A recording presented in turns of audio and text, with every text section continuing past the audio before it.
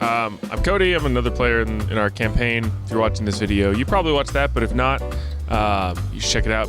Mike here plays Mears brilliantly in that campaign, and I'll almost still play alongside him, but I have a lot of history in DMing, and I'm also just obsessed with rules and running the numbers and everything, so I've always got character ideas in my head, so it's exciting to be able to talk about them here.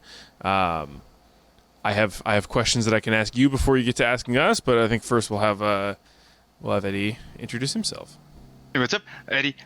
Also, I play Grimsby in the Weird Travelers campaign. Been playing D&D for a very, very long time. Whereas Cody is very role-centric and driven by the numbers, I am very much driven by the flavor of the game and how the game looks, how the game sounds, how it's themed. So I think both Cody and I mix match being co-daddies here to Mike. We're gonna craft them something sick and something that's for sure gonna do some damage out on the battlefield. I resent being called a bean counter. I feel proud of what I've done with Aberdeen. As you should. He is our de facto, as much as he doesn't want to be, leader in the group, and you should be proud. Oh yeah. Oh, you for sure got pigeonholed into being the leader of a bunch of all of his fucking idiots. But I mean, who else gonna do it? Grim? No, God no. And that's the thing too, with building this character, I never wanted to be the center of attention for the spotlight or for the campaign, but I wanted to be able to add something fun and colorful to the team that would be useful. And so in building this warlock type, I have gotten in and sunk my teeth into the class, kind of taught myself with your guys' help how to work the nuances of the character with some of the cantrips and some of the reactions and things like that I wasn't aware of before. But now as I'm getting more comfortable with it, I'm seeing that from a character point of view, I want to kind of shift from more of a warlock type to more of a druid, like an earthy type. So with that in mind, having no idea what I'm doing, I figured the best thing to do would be to come to you guys being so knowledgeable, and you can help kind of shepherd me into this bright new future for Mears. So the first question I have mainly, and we'll just kind of open this up to both you guys at the same time, is having invested so much time in this character already that I love, how do I do him justice while changing up the essence of that character at its core? So going from a warlock to a druid, I feel like that's two sides of a coin. Could be the same coin, could be different coins, but I want to try to make it as seamless of a transition as possible. So I actually want to sort of elaborate on that question a little bit with another question before we get really deep in that. Can you talk a little more about what is driving you to want to step out of warlock or step into druid or something like that? What is it? Are there mechanical things that you feel like are limiting you with warlock? Is it more of the flavor of playing someone of a certain way? Can you elaborate just a little bit more on why you want to go that way, and then we'll dive in. And also to jump on that, to kind of expand on that even further, is it just the nature-based theme, or is it specifically something out of the druid class that you saw that works mechanically for you? Well, I think for me in my background, the way I approach the character is mainly about plot and character, character development. So when I approached this character originally, it was okay, cool, he's got a patron, he's serving some greater god, there's all this stuff going on. And yeah, he was very much a loner character. Well, now he's found himself so integrated in this group where I feel like a lot of the values that he had as a character going into this campaign are not the same values that he has now. And so his new values should be reflected in his character traits. So that it kind of changes up his class. He doesn't have the same belief system that he had when he went into this campaign. So at his core, this character has been evolving since day one, and I feel like I've gotten to kind of an organic place now where instead of going sorcerer or wizard class or something like that, druid is kind of what stood out to me just because of the specific path that he's gone on. So there's all the stuff about him having to sacrifice animals in secret at the beginning. We try to go on the unicorn hunt and that blows up in everybody's face, and that's the one thing that he was I know where to find a unicorn. Like he's like trying to like he was trying to underhandedly serve his own devices at the same time as like getting the team all together, and it blew up magnificently. Oh, yeah. So stuff like that Yeah. was like he really doesn't want to go out on a ledge like that more for his horrible patron that's going to make him suffer, especially when he's got all these other people to worry about. So like in essence, like the druid is a way more like nurturing type of class, and so there's the nature aspect of it, but there's also a lot of animal aspects to it too,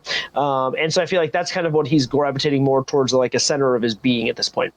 Okay. Okay. I'll say there's two main things in trying to justify and do justice to your character while trying to move that way. One is going to be the answer to any question that any player has ever asked, and that's going to be talk to your DM. Once you land on what you want, talk to them. Say, hey, I've decided that I want to go out of Warlock and I want to do this, and this is the type of thing I'm thinking, and then just bring it into the game. Talk about how your character wants to connect more with nature. Speak openly, with maybe at least one other person in your party, or an NPC, or even like if it's privately, like, oh, I do this before I go to bed. If start kind of acting out the transition, because obviously like. To give a little bit more of a look into the campaign that I think we were planning on, like Mikus is going through a lot of conflicting feelings right now, so zeroing in on that and kind of talking your way through that, and we'll make it so that it's been set up and it feels right once you do kind of break off from your patron and go into a different set of abilities. Yeah. And Albert as a DM too has been really helpful so far, because even in our last episode, he dropped me 2 books that are going to help me with resources to get rid of my patron. So fuck yeah. Yeah, exactly. And I mean, like, it doesn't even necessarily have to be like a druid type of pet. So it, like, from what I've gathered, it sounds that you're going with a little bit of a personality / like morals change. And that happens to stem from a nature base. So as Codey was saying, just like start sowing those seeds of, now Mikus is being a little bit more mindful of nature and how the rest of his party treats nature, whether it be through some other like communications with a different deity, figuring out some type of like other deity or religion, just going out and like taking care of plants, talking to plants a little bit more. I am not sure if you have a spell or something like that'll make that easier and make more sense. But you never want to just like plop in and just like go into session and be like, oh, hey, yeah, I'm like, I'm part druid now, or I'm, cleric of nature domain now, because then like it really doesn't make sense thematically. You can still have your character stay true to itself, but just adding those things and making it make sense thematically is going to be the best thing you could do for your character, and just something for watchability as well. But like touching on, like, I know you have the Outlander background, so that's a pretty easy one. You can also go into more of your relationship with Alfie and also Charlie as well. There's a couple different avenues that you can take besides just another god or just communing with nature. Yeah, my goal in this too, quick side note, I know I didn't touch on this at all, and I don't know how to do this as a druid, but I want to fix things with Charlie. I feel like that's his biggest arc in the whole thing. I have an idea for that, and I'm pretty excited to share it. I'm pretty sure Codey has the same idea. Yeah, I think that's as far as challenges and doing justice. I think that's kind of a lot of it is just play it storytelling, act it out, and tell the story. You never want to George Lucas it and just say that totally. He has been doing something or feeling something. You try to bring it to life. And obviously we play in a very role-play heavy game. If it was a much more mechanical game where we were doing, dungeon crawls every session, which, a lot of viewers might have games like that, it's a little bit easier to justify things like that. You still want to play it out in your flavor. But if most of your game is, a quick dialogue exchange with a persuasion roll and then back to the dungeon crawl, you can pretty easily just jump into another class. You still want to have some sort of reason for it just so it feels right to you. But I think it's a lot easier for us. Everything is justified. Everything is kind of squeezed out. But yeah, I think as far as difficulty there, I mean, there's different ways to play out like the patron aspect of it. Of like, are you? Yeah, because that actually goes right into the next question too. So as far as the story goes, what kind of difficulty am I looking at going from a class that serves a patron to a class that's more nature based? Because right now, essentially, I'm getting my power from this source instead of from like a well or whatever the hell it is. So like, how is that going to affect the gameplay for me? Not very difficult at all.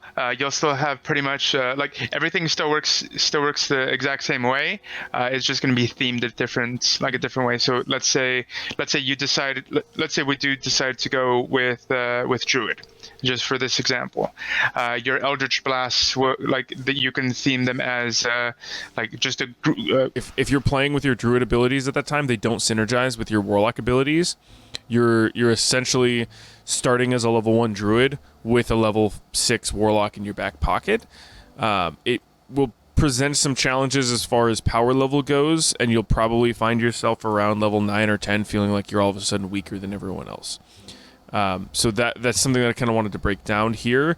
The way that Moon Druid helps to mitigate that is that you transform into beasts, and you get more access to more powerful beasts, so it gets you ahead of a lot of other druids. You're going to catch up with a standard druid in their beast shape faster, and you're not using your wisdom score for that most of the time. You can use a lot of your spells for crowd control, to turn things into difficult terrain for healing and things like that don't rely on your wisdom, and then you can use the beast stats while you're in in that form in Moon Druid. That's the only druid that I think I was able to kind of justify why you would go with that from a mechanical standpoint, because if you go with like a full caster druid, you're very much handicapping yourselves, and I do have ideas for ways to flavor a more natural and less dark style of your character without going to a class that uses a different ability score. What do you think, Eddie? Yeah, I agree. Like the only reason I picked Circle of the Moon was just because it was the easiest for me to come up with thematically. But if you had a decent idea for Circle of the Moon, I'm actually very curious to hear how that would go. I don't have a decent. I feel like it's the least bad out of. Okay. Hey, I mean that's at least better than just like. There you go. Yeah, it's. From a playstyle perspective, and this is so reflavoring is a very valuable tool. My character is not flavored or styled or anything as a fighter. I am a fighter, but everything about him it's very rogue ranger type of style. You can take that sort of feel and move it into something else. The three classes that I was thinking would work the best generally if you want to branch out, depending on what you want to branch into, are Bard, Sorcerer, and Fighter. There is also under Warlock, and this could also have a very satisfying story for you, there's other patrons. Your character could have another patron take you over and switch your class features away from like the blasting fire evil stuff that you get from the Fiend. You get something like Celestial. Celestial allows you to help your friends, things like that. As far as we can go deeper in if anyone wants to hold on to these, but I can run through a couple quick build ideas I had. For Warlock or for Druid? Because I have a couple other builds for Mikus in mind as well. One being Cleric and the other being Bard. Okay, I've been talking for a while. Mike, if you have anything to say, you should go. No, and actually, I'll let Eddie talk before I share my build. Yeah, I kind of like the different classes being thrown out there as alternatives too. So I love it. So yeah, just go ahead and pitch me these other classes. Yeah. I mean, I guess let's just trade off our build ideas then, Cody, and see which one. So the next one that I'm the biggest fan of would be multiclassing into Cleric. Cleric of the nature domain specifically. That's one of the things I was touching on earlier in the video, talking about how you can be as simple as choosing another deity to pretty much help you break your pact with your patron and drift away from him and go into more good, more positive type of theme, and that's kind of the direction that I see Mikus going in. He's caring about his friends a little bit more, whether it be begrudgingly or from a wholesome point of view, or whether it just be out of just a basic need for survival. It doesn't really matter. There's going to be a patron, or not a patron, a deity that can help you fit that niche, and that helps walk you through that path. And that doesn't necessarily mean that Mikus needs to change like immediately, like the day after he gets his patron. Like he can still, or I keep saying patron, deity. He gets his new deity. They can have conversations and just back and forths and stuff like that. Like I've already. I don't know if you remember the interactions that Gond had with Grimsby. Like it's literally just conversations between characters, and then you can use the lessons learned or not, depending on what the lesson is, obviously. There's another one, and also just having another cleric in the party is never a bad thing, because you get heal spells right there, but you don't need to necessarily pigeonhole yourself into being a healer from then on. Clerics are just they're the fucking the Toolbox. Switchblade, the toolbox Swiss Army knife of D&D, and it you would think you most likely can do it with a cleric. Like a utility character. Correct, yeah, and you get your nature payoff right away, because it's just level 1. You don't even have to go into multiple levels to get your subclass. That is the really the crux of the nature change of your character. You just go into it right away, makes sense, and it's easy to explain, and then you just you breeze past after that. So I think that if you want to go into a jack of all trades type of character, there is no better option than the bard.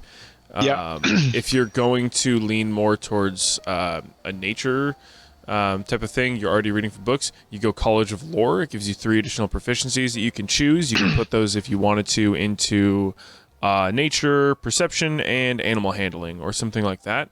Now you are mechanically better out in the wilderness. That's something that you pick up at level 3, I believe, on the bard. Yeah, level 3. Yes. Level 1 or level 2, you get Jack of all trades. Jack of all trades adds half your proficiency to every check that doesn't give you proficiency. And then again at level 3, you get expertise. You can take 2 skills and double them, double your proficiency on them. So you at that level would end up you'd be level 9, so you'd be able to have whatever your ability score is plus 8 to that. So you'd be able to have plus 12 to persuasion if you were to choose persuasion. If you wanted survival, you can be extremely good at survival. Again, more nature, animal handling, things like that really tie in with the flavor that you're going for. And the flavor of a College of Lore bard is basically an open slate. It's you learn extra spells from other classes. You can take at level 6 on bard. You can take 2 spells from any other class list. You can take signature druid spells as long as you have the spell slots to cast them, and pick up spells that a bard maybe usually wouldn't have. Now, this doesn't have a lot of really core synergy that specifically enhances your existing warlock levels, which is why there's another thing I like a little bit better, but it uses the same ability score. What were you saying? The one thing with the bard, character-wise, is I would be way more of an asshole with my bagpipes. I can promise you that, guys, right now. But it's already baked in, though. You already have the basis for it. Totally. Jumping on top of that, I also have a bard build, but mine is a little bit different.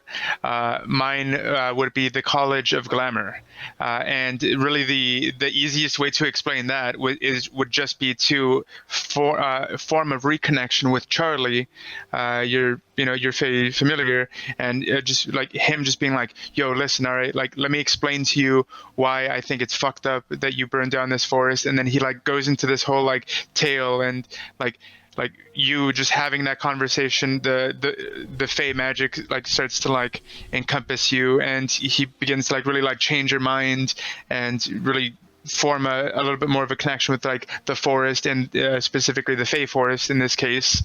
And that's how you would explain your bard, shift into bard powers. And also Yeah, bards are just so sick, bro. They're Bards are the dope. actual toolboxes of D&D. Like they could do so much shit, and you'd be so annoying. Like vicious mockery by itself.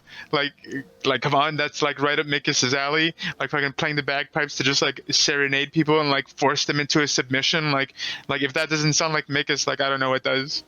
Yeah, I mean, I've done that was my without other having the option for ability it. to. And So yeah, I agree with Glamour. That was the other one that I was looking at. But I went with lore as it's more of a blank slate, and you can just call it whatever. It's just you're the guy. Like lore is just more magic. It's just better with magic and stuff. There's no like specific baked in lore to it, which is funny. But what do you think so far? Like, do you think we're on the right track as far as like building out other synergies? Because I have my favorite one still in my back pocket. Okay, so I jeez. love that you still have your favorite, because so far I'm already like I have way more to think about than I ever thought I would at this point. Because I'm glad actually, because you guys did bring up some of the things that I liked about the druid class, which drew me there originally. It was the shape shifting, like dome of protection, like the nature synergy, stuff like that. I'm all about that. But the bard aspect of being able to take skills from other classes is to enhance some of the character traits that I have. I didn't think about that originally as seriously because it didn't sway me so much on paper. But talking about it more creatively, Yeah. I feel like that actually might be kind of the way to go. Because I'd still be able to dip into the druid pond and get what I want out of that, but still can do it more freely on my own terms. But I'm also very curious, considering Cody just said you didn't even do your favorite yet. So like I'm already like I'm a mixed bag right now already. So let's see what else you got. All right, let's hear this last one, buddy. Sorcerer, man. Sorcerer reinforces everything that Mikis has going for him already. Meta magic allows you to dip into ways to morph your spells and create your own certain types of combos you can do. There are 3 sorcerer subclasses that I think make sense. One of them that I'm really into for this character, especially with the story that you're trying to tell, you have shadow magic, which is kind of like dark, mysterious guy. I think that's kind of what you're moving away from. You have wild magic, which is you backing up the insanity that we already have going there. The issue with wild magic is that it's not very powerful. You just get like goofy stuff that the DM tells you to do, but you don't really get anything that you have control of. But Divine Soul, Sorcerer, it gives you a couple different cleric spells. It gives you like a whole cleric spell list. It gives you various healing. If you fail a saving throw, you can roll extra dice to add them to your saving throw. And then you have all of these other sorcerer abilities that really specifically synergize with Warlock, like Quicken Spell or Heighten Spell or something like that. If you like, say you can Heighten Spell, which gives them disadvantage on their, I think Heightened or Empowered. There's one that gives them disadvantage on their saving throw, Hold Person, and then you can Quicken Spell, bonus action, Eldritch Blast. And that's just something you can do like a few times the rest. There's even new feats that they are showing off that they're available to everyone, but you can pick up a little bit of a boost to your sorcerer's meta magic. These points that you spend to do these cool things and boost up your spells. You can pick up an extra Eldritch Invocation. So if you wind up a few levels down into sorcerer and you decide that you want a little bit more warlock, you can pick that up and it bumps that up as well. But they both go off of charisma. They both back up what you already have going on the character, rather than basically starting a new character stapled on.